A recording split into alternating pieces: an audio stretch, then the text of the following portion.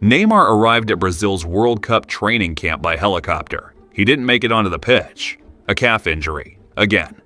The man hadn't played for Brazil in nearly 3 years, and within days of finally pulling on that yellow jersey again, his body betrayed him. Again. So let's ask the question everyone is thinking, but nobody wants to say out loud. Is Neymar even relevant at this World Cup?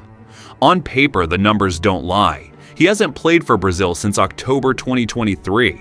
That's almost 3 years. In that time, he tore his ACL, tore his meniscus, had surgery, rehabbed for months, came back, tore his thigh after 29 minutes, rehabbed again, returned to Santos, and managed 4 goals in 8 starts this season. 4 goals, 8 starts for Santos. And then he shows up to the World Cup injured again before a single ball has been kicked. Meanwhile, Brazil don't need saving. Vinicius Jr., Rafinha, Endrick, a 19-year-old who plays like he's been doing this for decades.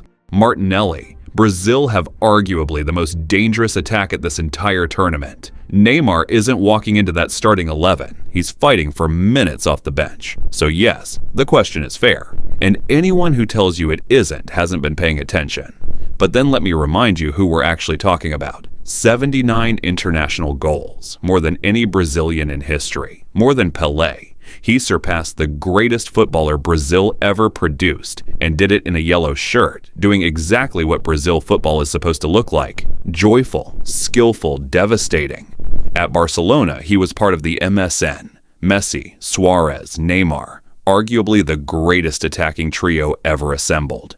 3 players who combined for 363 goals in 3 seasons. He won the Champions League in 2015. Was so good that PSG paid £198 million for him, making him the most expensive player in the history of football at the time.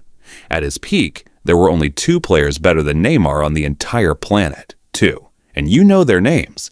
This isn't a player who flattered to deceive. This is a player who genuinely belonged in that conversation, and the sport never fully got to see what that looked like on a World Cup stage. And that's where the story gets painful. 2014, home World Cup in Brazil. The whole nation was built around him. He was the player who was going to end a 12-year wait. Then in the quarterfinal against Colombia, a knee to the spine, fractured vertebra. He watched the semifinal from a hospital bed as Germany put 7 goals past his country on their own soil. 2015, round of 16. Belgium knocked them out. Neymar remembered more for rolling on the floor than anything else. 2016, quarterfinals again. He scores a stunning goal against Croatia. The old Neymar, just for a moment, reminded you of everything he is. Brazil lose on penalties. He sits on the pitch crying for a long time. 3 World Cups, 3 quarterfinal exits, a career full of trophies and records, and the one stage that was supposed to define him keeps ending the same way. Here's what most people didn't see. After the ACL in 2023, Neymar's father went public, said his son looked him in the eyes and said, "I can't take it anymore." A man at 31 years old, broken physically, broken mentally, on the edge of walking away from the sport he'd given everything to. He didn't walk away. When Carlo Ancelotti read his name out for the Brazil squad, Neymar said he cried for hours. Not the performance of a man going through the motions, a man who fought his own body, his own mind, and almost lost just for one more chance at this.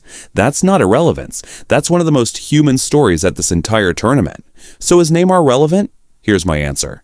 The greatest players don't always get the endings they deserve. Sometimes the game takes more than it gives. But the fact that Neymar is here at all, injured, 34, fighting for minutes on a team that doesn't need him the way it once did, that tells you something about who he is. Whether he plays 10 minutes or the full tournament, Neymar showing up is already the answer.